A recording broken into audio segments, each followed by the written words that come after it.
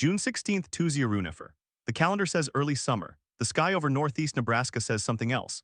At 4:29 p.m. Central Daylight Time, the National Weather Service office in Sioux Falls, Iowa, issued a severe thunderstorm warning for Stanton County. It was routine. The atmosphere had been unstable for days. A warm front draped across the region, moisture streaming from the Gulf, and a powerful jet stream overhead. That combination was familiar. What happened next was not. At 4:43 p.m., the first tornado warning was issued for northeastern Wayne County and southern Dixon County. Radar showed a thunderstorm with strong rotation near the town of Wakefield. The warning urged residents to take cover, but the storm was not simply producing one tornado. It was a supercell, the kind that can spawn multiple vortices, some large, some small, all dangerous. The rotation tightened. At 5:03 p.m., a second tornado warning was issued, this time for Cumming County and western Burt County. The storm was moving east-northeast at roughly 40 miles per hour. People in its path had minutes, not hours. At 5:12 p.m., the storm produced its first confirmed tornado near the community of Bancroft. It was an EF1, winds around 100 miles per hour. It damaged a few farmsteads, uprooted trees, and tore roofing from a grain bin. That tornado lifted after about 6 miles. But the parent storm did not weaken, it reorganized. The rotation became broader, more intense. Meteorologists watching the radar data saw something alarming.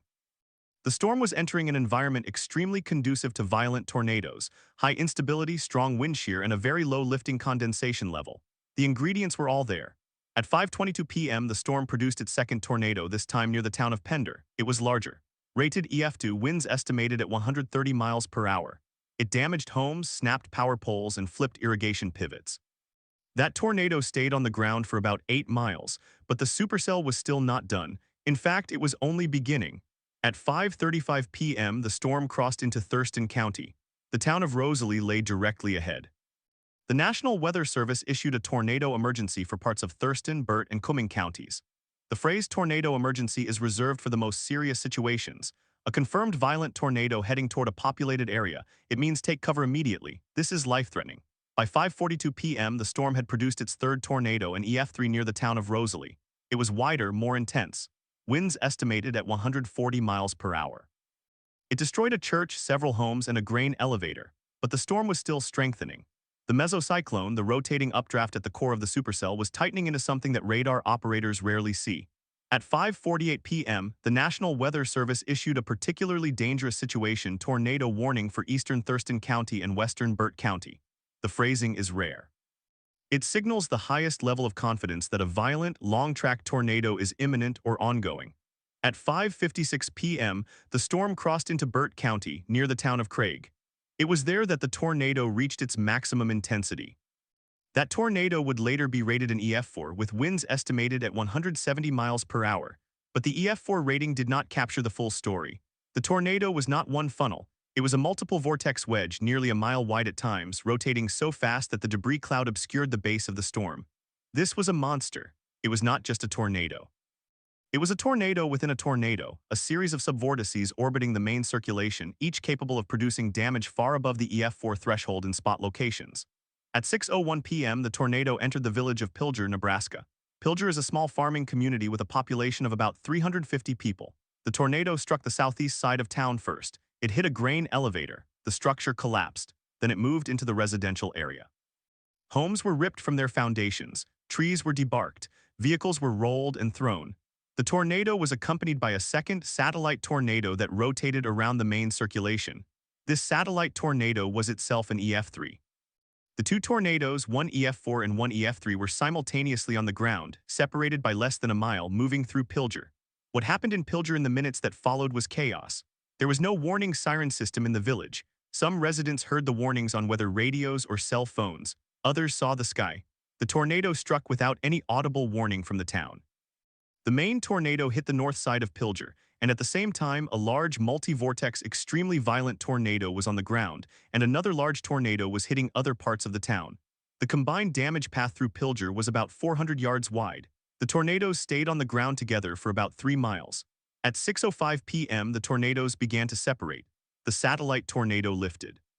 The main tornado continued east-northeast, now weaker, downgrading to EF2 intensity. It passed near the town of Wisner, causing additional damage but not as severe. At 6:17 p.m., the tornado lifted completely after a total path length of approximately 24 miles. The storm itself continued to produce severe weather, but the violent phase was over. In the immediate aftermath, the damage in Pilger was catastrophic. According to the National Weather Service Damage Survey, 60% of the structures in Pilger were either destroyed or severely damaged. The town hall, the library, the fire station, the grain elevator, the post office, the school, and dozens of homes were gone or uninhabitable. The tornado had also killed 2 people. Don Tim, a 53-year-old farmer, and his 84-year-old mother, Ruth Tim, died when their home collapsed on top of them. 2 other people were killed in the same storm system but in different tornadoes, one in nearby Cumming County, one in Thurston County. In total, the outbreak killed 4 people and injured at least 20. What happened? How did a single supercell produce 2 simultaneous violent tornadoes, including one of the most powerful ever recorded in Nebraska? To understand that, you have to look at the atmosphere that day. Meteorologists later analyzed the environmental conditions. The convective available potential energy, a measure of instability, was around 3,000 joules per kilogram. That is high. The deplayer shear, the change in wind speed and direction with height, was around 40 knots. That is also high. But the critical factor was the low-level shear, the turning of the winds in the lowest 1 kilometer of the atmosphere. That was extreme. The storm relative helicity, a measure of the potential for rotation, was over 400 meters squared per second squared. That is off the charts.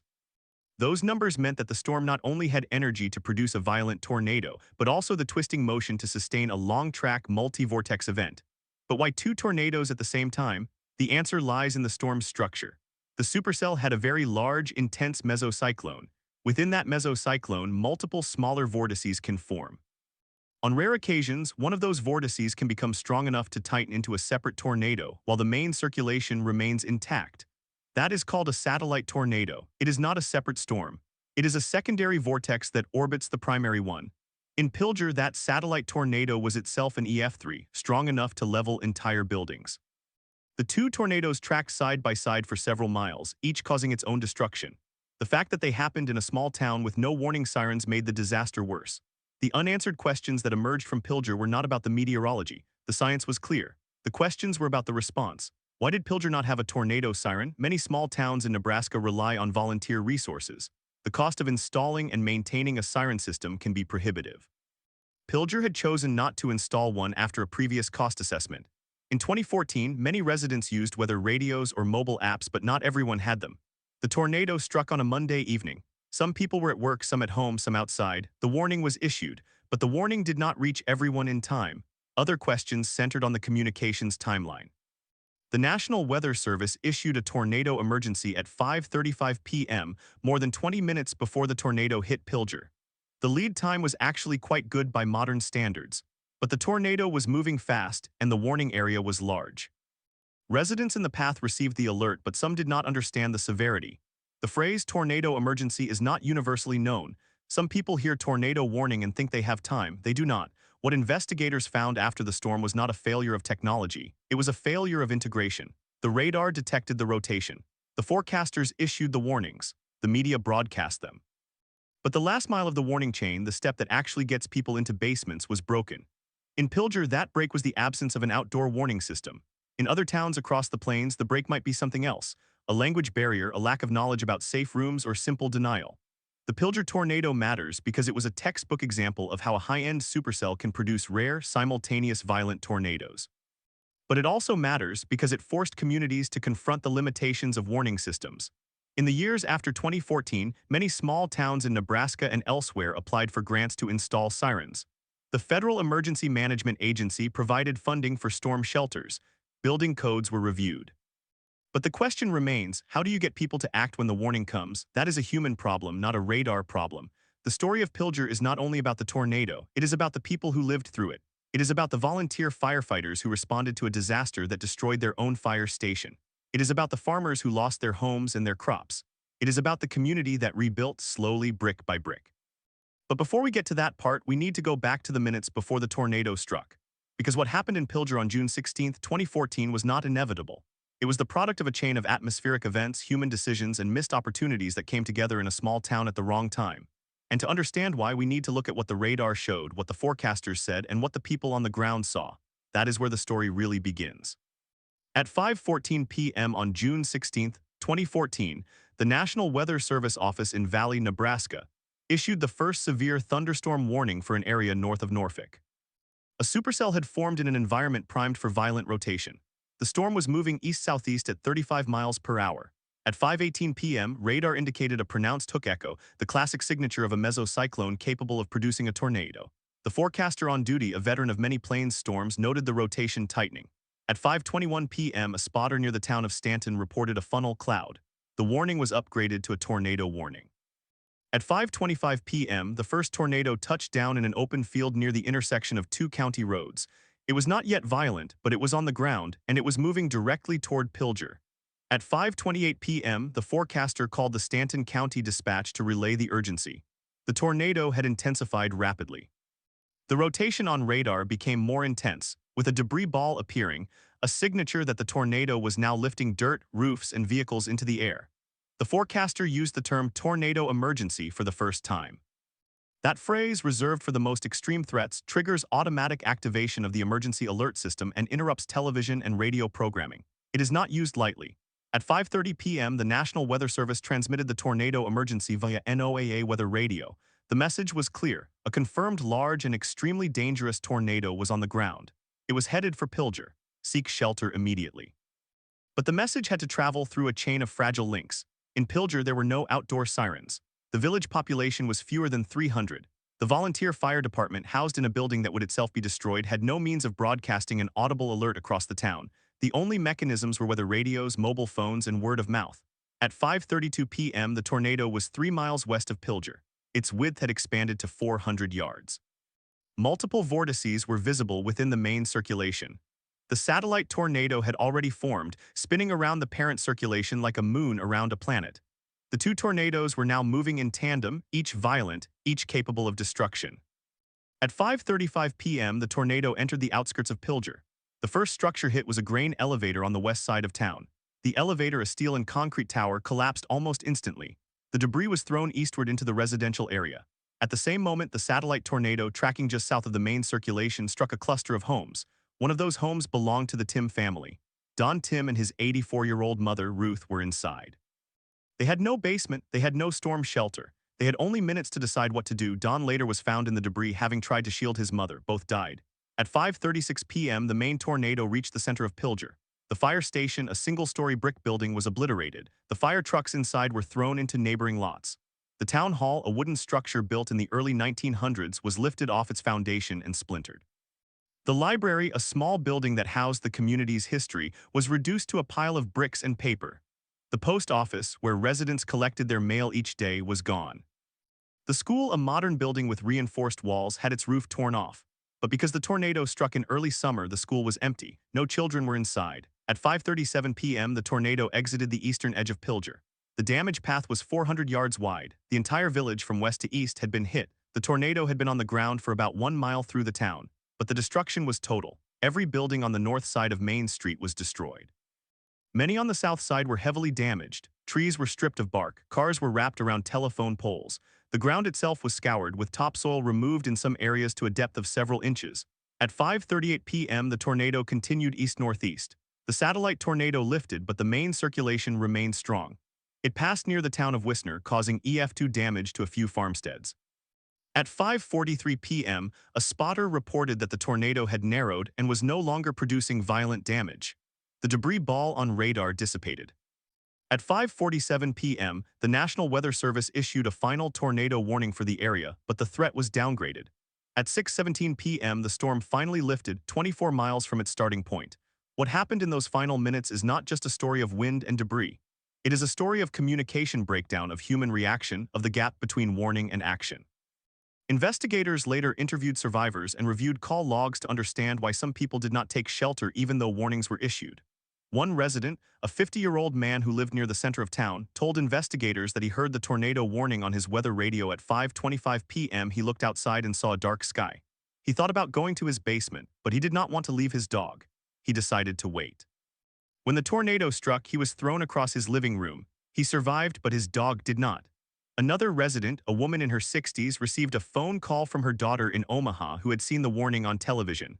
The woman told her daughter that she would go to the basement, but she wanted to finish washing the dishes first. The tornado struck before she could. She survived by clinging to the basement stairs.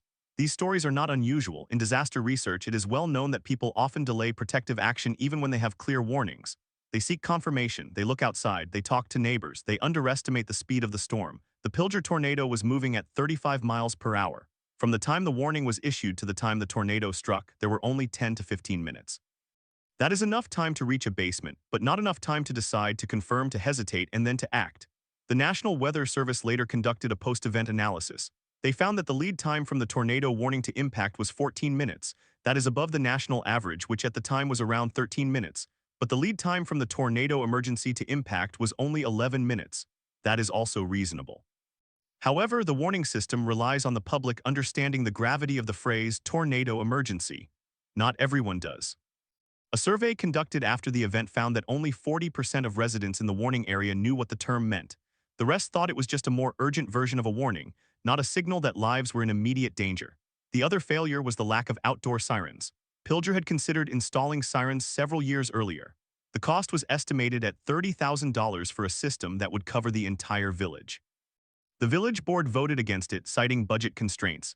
After the tornado, the board reversed course, and a siren system was installed with federal funding. But the lesson was costly. What investigators also found was a deeper issue. The storm itself was statistically rare. The simultaneous occurrence of an EF4 and an EF3 tornado from the same supercell is extremely uncommon. The National Weather Service estimated that such an event has a recurrence interval of once every 50 to 100 years in that region. That does not mean it cannot happen again. It means that communities like Pilger are often unprepared for the worst-case scenario. Building codes in Nebraska do not require tornado-resistant construction for most residential homes. Mobile homes, which made up a significant portion of the housing stock in Pilger, are particularly vulnerable. Only one mobile home in the path had a storm shelter. Every other mobile home was destroyed.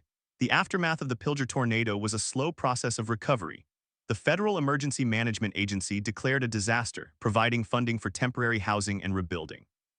The American Red Cross set up a shelter in a nearby town.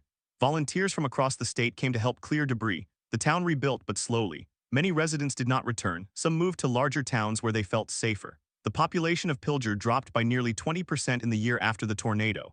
But the story does not end there. The Pilger tornado also became a case study for meteorologists. It was one of the best documented simultaneous tornado events in history. Several research papers were published analyzing the storm's structure, the environmental conditions, and the radar signatures. The event was used to improve forecasting techniques for tornado genesis within mesocyclones. The concept of satellite tornadoes became better understood. In the years that followed, forecasters at the National Weather Service became more adept at recognizing the subtle radar features that indicate a secondary vortex may form. Yet the human side remains the most difficult part of the story. Don Tim and his mother Ruth were not the only fatalities. A third person, a 34-year-old man named Tom Beck, died in a separate tornado in Cumming County about 20 miles away. He had been driving home from work when the tornado crossed the road. His car was thrown into a field. He died of blunt force injuries. A fourth person, a 67-year-old woman named Barbara Keno, died in Thurston County when her home was destroyed. In total, 4 people died and at least 20 were injured. Many of the injured suffered broken bones, cuts, and psychological trauma that would last for years. How could this have happened? That question is not about the meteorology. It is about the gap between technology and human behavior. The radar saw the storm. The forecasters warned. But the warning did not translate into action for everyone. The absence of sirens was a contributing factor, but not the only one. People were confused, they were in denial, they underestimated the danger. That is a universal problem, not unique to Pilger. Every tornado disaster has similar stories. The Pilger tornado remains a significant event in the history of plains meteorology. It is taught in university courses as an example of extreme supercell behavior. It is referenced in training materials for forecasters. It is used to advocate for improved warning systems in small towns. But for the people who lived through it, it is not a case study. It is a memory of noise, darkness, and loss. It is the sound of a house crumbling. It is the sight of a neighbor's car in a tree. It is the smell of gas and dust. And it is the quiet afterwards when the storm passes and there is nothing left but rubble and the sound of sirens that never came. The sound of sirens that never came stayed with the town long after the debris was cleared. In the weeks that followed, the National Weather Service office in Valley, Nebraska, conducted a damage survey that would take days to complete. Survey teams walked the entire path on the ground, noting every destroyed structure, every snapped tree, every bent power pole. They used GPS coordinates to map the damage with precision that would later allow researchers to correlate wind speed estimates with structural failure. The survey team identified 47 homes that were completely destroyed, including the 9 that were swept clean from their foundations. 28 homes sustained major damage. 72 homes had minor damage.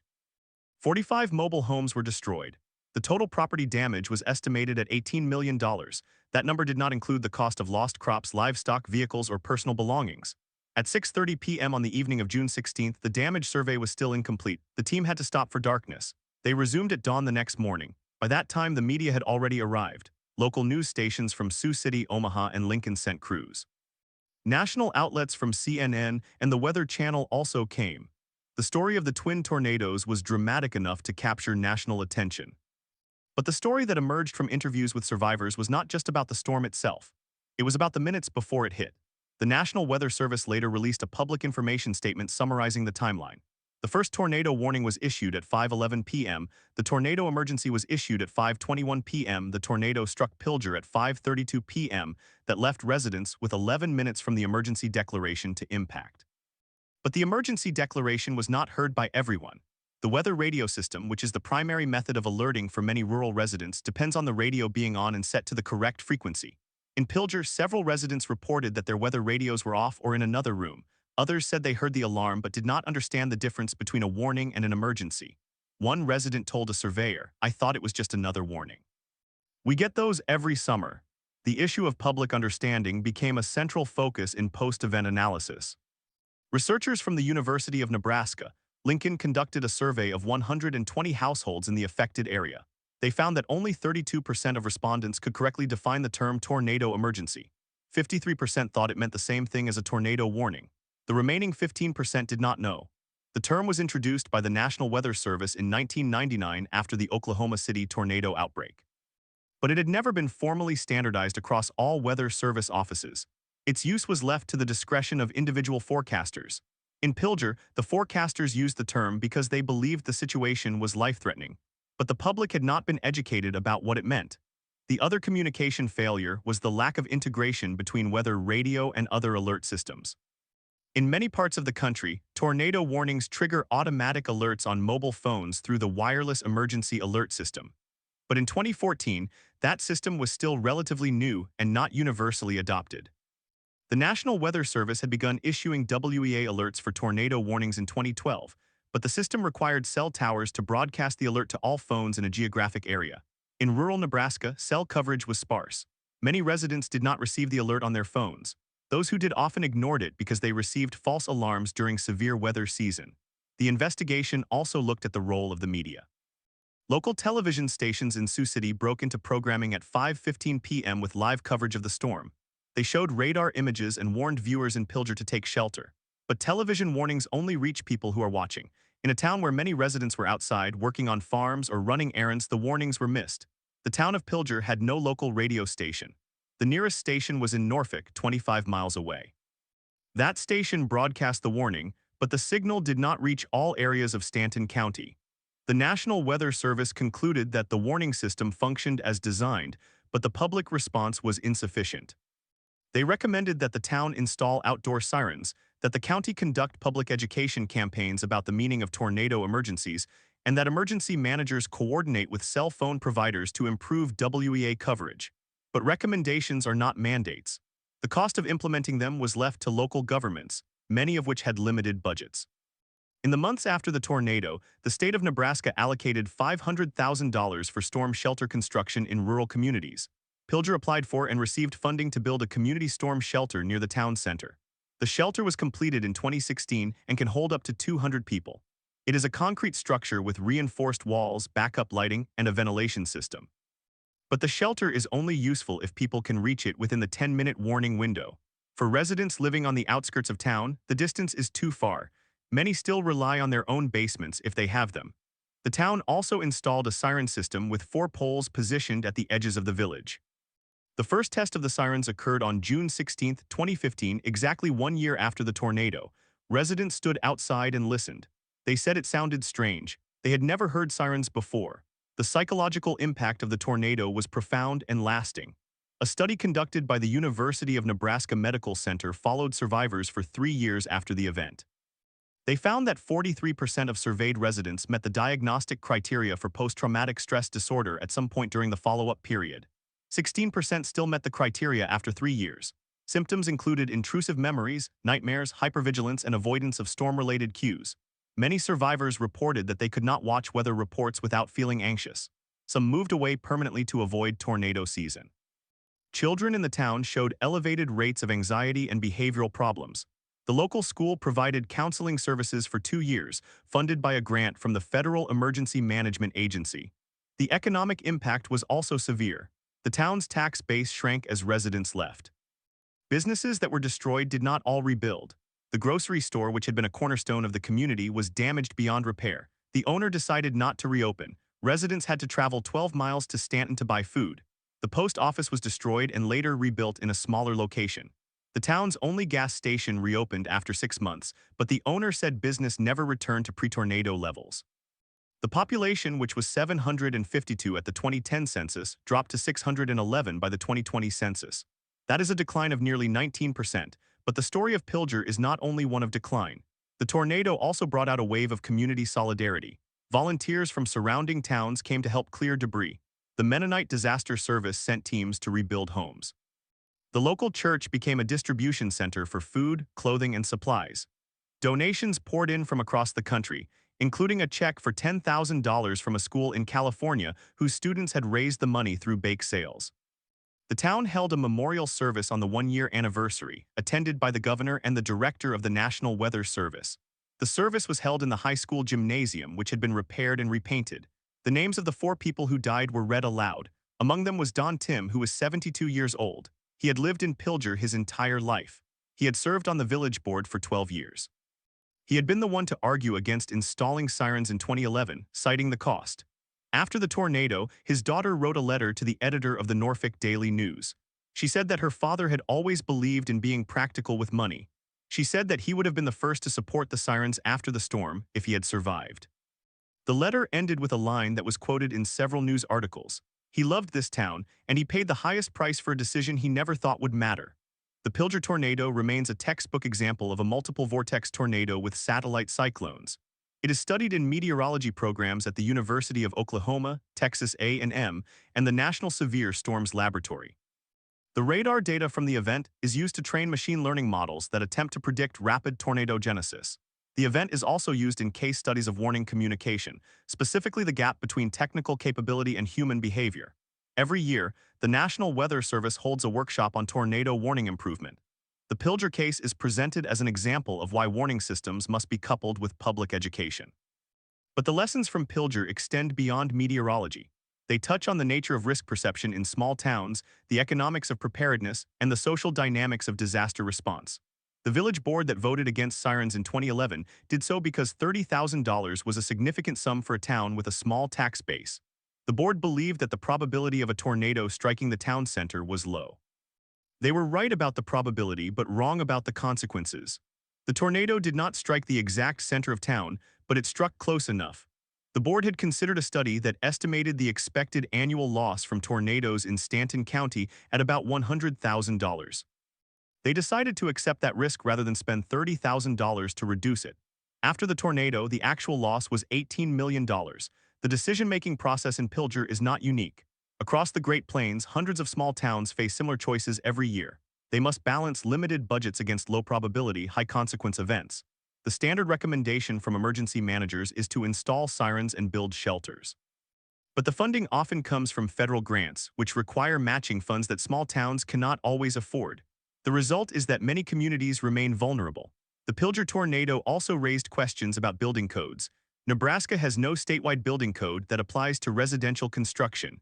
Each county and municipality can adopt its own rules. Stanton County had adopted the International Residential Code in 2008, but it was not enforced in unincorporated areas. The town of Pilger had adopted the code in 2010, but had not conducted regular inspections. Many of the homes that were destroyed were built before the code was adopted. Newer homes performed better, but even they were not designed to withstand EF4 winds. The tornado's peak winds were estimated at 170 miles per hour. Most residential construction is designed to withstand winds of 90 to 100 miles per hour. The difference is catastrophic. In the wake of the tornado, the village board passed a resolution requiring all new homes to have a storm shelter or a safe room. But the resolution only applied to new construction.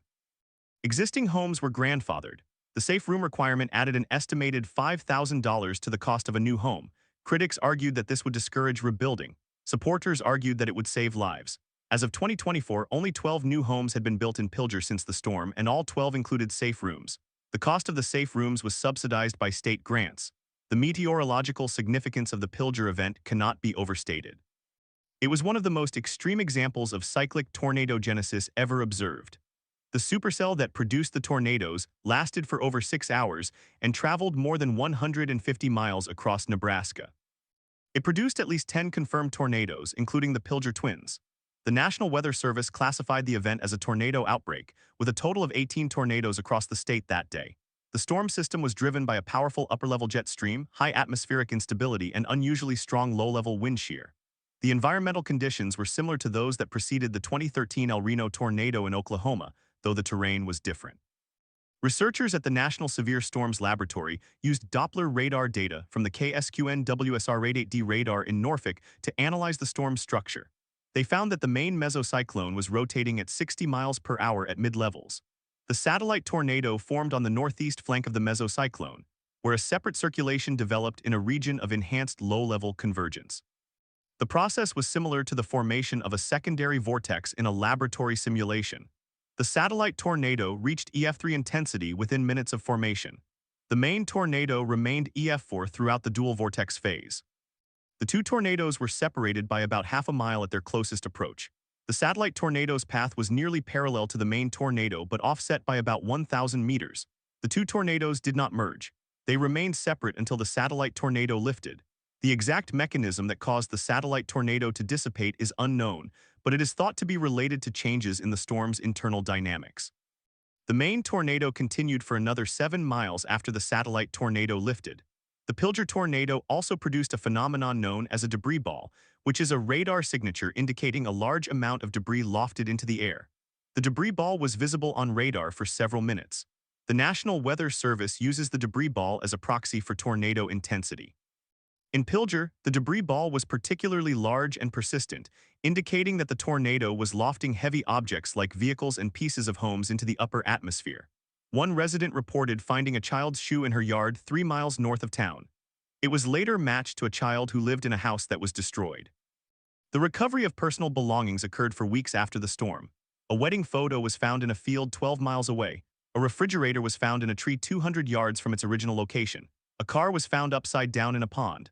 The residents who did return began the slow process of rebuilding. They formed a committee to plan the town's future. They applied for federal grants to improve infrastructure. They planted trees along Main Street to replace those that were snapped. They erected a memorial at the site of the destroyed homes. The memorial is a simple granite stone with the names of the 4 people who died. It is surrounded by a small garden. Every June 16th, residents gather there for a brief ceremony. They ring a bell 4 times. They listen to the mayor speak. They look at the sky. The Pilger tornado was not the deadliest tornado of thunderstorm. That distinction belongs to the tornado that struck the town of Fairdale, Illinois on April 9th, killing 2 people. But Pilger was the most scientifically significant. It was the only documented case of simultaneous EF4 and EF3 tornadoes from the same supercell in the modern radar era. It remains a benchmark for research into multiple vortex storms and satellite tornadoes. The data from Pilger continues to be used 12 years later in studies of tornado dynamics, warning communication, and community resilience. The story of Pilger is a story of people doing their best with the information they had. The forecasters did their job. The emergency managers did their job. The residents did not fail because they were careless. They failed because they did not understand the severity of the threat, and because they had no way to hear the warning outside of their homes. The tornado was a perfect storm of meteorological rarity and human vulnerability. It happened in a small town that never expected to be hit, and it left behind a community that has spent over a decade trying to understand what happened and how to prevent it from happening again. The afternoon of June 16, 2014 began like many summer afternoons in northeast Nebraska. The air was warm and humid. The sky was clear in the morning. By early afternoon, cumulus clouds began to build. At 1:37 p.m., the Storm Prediction Center issued a tornado watch for parts of Nebraska, including Stanton County. At 2:45 p.m., the first severe thunderstorm warning was issued. At 3:12 p.m., a thunderstorm near the border of Cedar and Dixon counties began to rotate. At 3:25 p.m., the National Weather Service issued the first tornado warning of the day for that storm. That warning expired at 3:45 p.m. without a tornado being reported. The storm weakened and then reformed. By 4:10 p.m., a new mesocyclone developed near the town of Laurel. At 4:22 p.m., a tornado warning was issued for that area. A brief tornado touched down near Laurel at 4:27 p.m., causing EF1 damage to a few farmsteads. That tornado lifted by 4:35 p.m. The storm continued moving east-northeast. At 4:58 p.m., the storm entered Stanton County. At that point, the conditions in Pilger were still quiet. The sky was dark to the west, but no rain had fallen. The temperature was 86 degrees Fahrenheit. The wind was gusting from the south at 20 miles per hour. Residents who later recalled those moments described a strange feeling of calm. One woman said she saw the sky turn a greenish color. She had heard that green sky meant hail, but she did not see any hail. She went inside to check her weather radio. It was silent. She did not know that the National Weather Service had not yet issued a warning for her area. At 5:03 p.m., the storm produced a wall cloud on the northern edge of the mesocyclone. At 5:05 p.m., a train spotter reported a funnel cloud. At 5:07 p.m., the funnel touched down. At 5:08 p.m., the first tornado warning was issued for Stanton County. The warning included the town of Pilger. The lead time was 24 minutes. That is considered excellent by meteorological standards, but the warning did not reach everyone. And even for those who heard it, the 24 minutes were not enough to overcome hesitation, disbelief, and the human tendency to wait for confirmation. The tornado that struck Pilger was not a surprise. It was predicted. It was warned. And yet it killed people. That is the central tragedy of the event, and it is the reason the story continues to be told. It is not a story of failure in the usual sense. It is a story of the limits of prediction, the fragility of communication, and the resilience of a small town that lost everything but found a way to continue. The sirens that never came are now in place. The people who survived are older now. Some have left, some have stayed. The town is smaller, quieter, but still stands. And every time a storm builds in the west, they listen. And every time a storm builds in the west, they listen. But listening does not always mean hearing. In the months and years after June 16, 2014, the people of Pilger learned the difference between the sound of a siren and the meaning of one. They also learned that no warning system is perfect and no community is immune. The morning after the tornado, the sun rose over a landscape that looked like a war zone. The National Weather Service survey teams arrived at first light. They drove down roads littered with debris. They walked through fields where homes had been. They measured the width of the damaged path. They estimated wind speeds based on the severity of destruction to structures. The main tornado had a damage path that was 2,000 yards wide at its maximum. That is more than 1 mile. Within that path, the surveyors found evidence of EF4 damage. Homes swept clean from their foundations, debarked trees, vehicles thrown hundreds of yards. The satellite tornado, though shorter-lived, produced EF3 damage along its own parallel track. The survey team worked for 3 days. They mapped the damage from both tornadoes. They identified the point where the satellite tornado separated and the point where it dissipated. They used GPS coordinates and aerial photography to reconstruct the exact path. The final report described the event as a rare dual tornado event and noted that the satellite tornado was likely the first documented case of 2 separate tornadoes of EF3 and EF4 intensity occurring simultaneously from the same supercell in Nebraska. The report was published in the National Weather Service's Storm Data publication. It became a reference for meteorologists and emergency managers, but the surveyors also saw something else. They saw the aftermath of human decisions. They saw the car that was parked in a driveway with the engine still running. The driver had never left the vehicle. They saw the basement door that was locked from the outside. They saw the bathtub that had been used as a shelter, but the house above it had collapsed. They saw the infant carrier empty lying in a field. The child's body was found later, 200 yards away. The mother had held the child in her arms as the tornado struck. She survived. The child did not. The 4 who died were a 68-year-old woman who was in her mobile home when it was struck, a 57-year-old man who was outside trying to get to his storm cellar, a 43-year-old woman who was in her house with her 2 children, and the infant who was 11 months old. The mother of the infant was hospitalized with severe injuries. She had no memory of the tornado. She only knew what she was told. The other child, a 4-year-old, survived with minor injuries. He was found by a neighbor who was searching through the rubble. The neighbor said the boy was sitting on a piece of plywood, crying, with a cut on his forehead. He was taken to the hospital in Norfolk. He was released the next day. The 4 funerals were held within a week. The town held a community memorial service at the Lutheran church, which had been spared. The pastor spoke about the storm as a test of faith. He said that the town had been broken but not destroyed. He quoted the Bible. Some people cried, some people were silent. One man stood up and said that he had heard the sirens but did not go to the basement because he thought the storm would miss them. He said he would never make that mistake again. The mistake he was referring to was a common one. Studies after the tornado found that many residents had received the tornado warning but did not take shelter immediately. Some waited for visual confirmation. Some thought the storm would pass to the north. Some did not know that the storm was producing a tornado because they could not see it. The National Weather Service's warning had a lead time of 24 minutes, that is above the national average. But 24 minutes is only useful if people act on it. In Pilger, many did not act until it was too late. The reasons for this delay were complex. The town had not experienced a direct hit from a significant tornado in living memory. The last tornado to strike Pilger was in 1975, and it was an EF2 that damaged a few outbuildings. The older residents remembered that storm as something that happened to other people. The younger residents had no memory of any tornado at all. The result was a community that was unprepared psychologically, even if the official warnings were there. The lack of outdoor warning sirens compounded the problem. The town had discussed installing sirens after a near miss in 2011 when a tornado passed just south of the town limits. But the cost was estimated at $100,000. The town's annual budget was less than $500,000. The siren project was postponed. After the 2014 tornado, the state of Nebraska provided a grant for sirens. Pilger now has 3 sirens. They are tested every Wednesday at noon. Residents say they still flinch when they hear the sound. But sirens are only one part of the warning system. The National Weather Service also relies on NOAA weather radios, which broadcast alerts directly to homes. In Pilger, only about 30% of households owned a weather radio before the tornado. Afterward, the number increased to nearly 80%. The local emergency manager distributed free radios to every household that wanted one. He also organized community meetings on tornado preparedness. He taught people how to read a radar image. He explained the difference between a watch and a warning. He told them that when a warning is issued, they should not wait for a siren or a call from a neighbor. They should go to the basement immediately. The emergency manager's name was Ron. He had been in the job for 12 years. He was at home when the tornado struck. He was listening to the police scanner. He heard the spotter report the funnel cloud. He activated the emergency operations center. He tried to call the mayor. The mayor's phone was dead. He called the fire chief. The chief was already in his truck. Ron drove to the edge of town and watched the tornado approach. He said it looked like a wall of black smoke. He felt the pressure drop in his ears. He saw a car lift off the ground and spin in the air. He turned around and drove to the shelter in the basement of the town hall. He did not know if his own house was still standing. Ron's house was damaged but not destroyed. He lost his garage and a storage shed. His wife and children were in the basement. They were safe. Ron spent the next 72 hours coordinating the response. He worked with the Red Cross, the Nebraska Emergency Management Agency, and FEMA.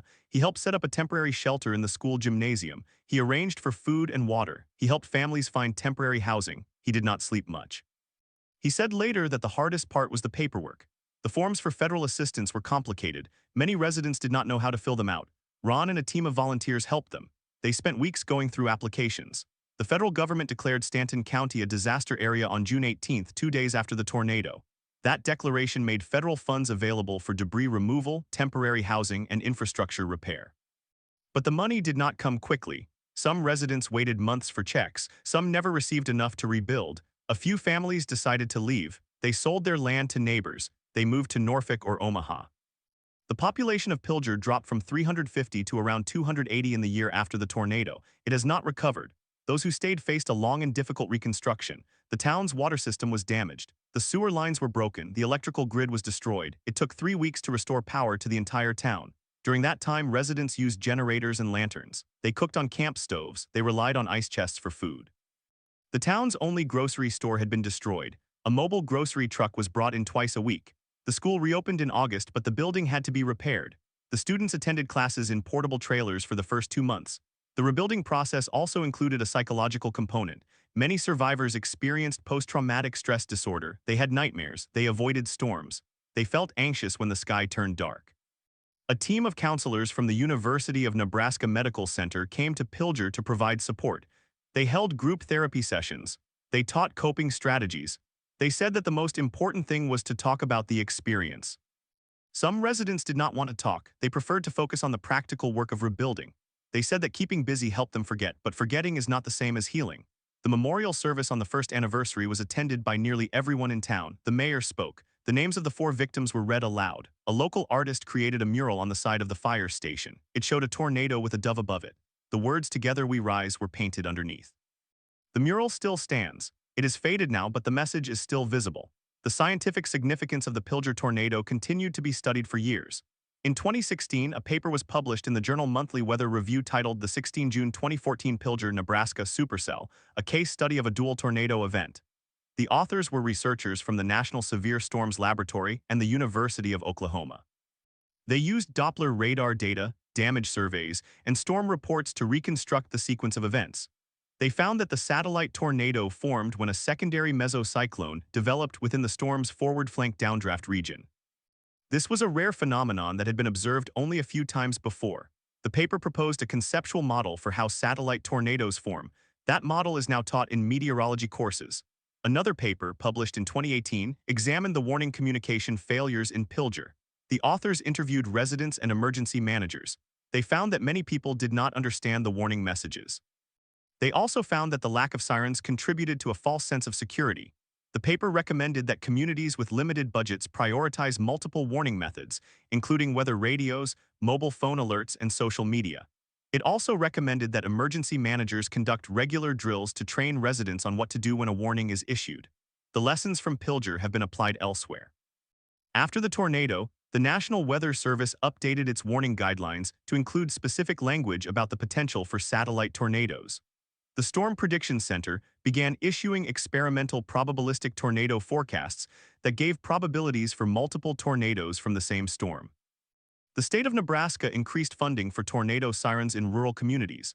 But the most important lesson was not about technology or policy. It was about human nature. People tend to underestimate the risk of rare events. They tend to assume that disasters happen to others, and they tend to wait for confirmation before acting. In Pilger, that waiting cost lives. The 4 who died were not reckless. They were ordinary people making ordinary decisions in an extraordinary situation.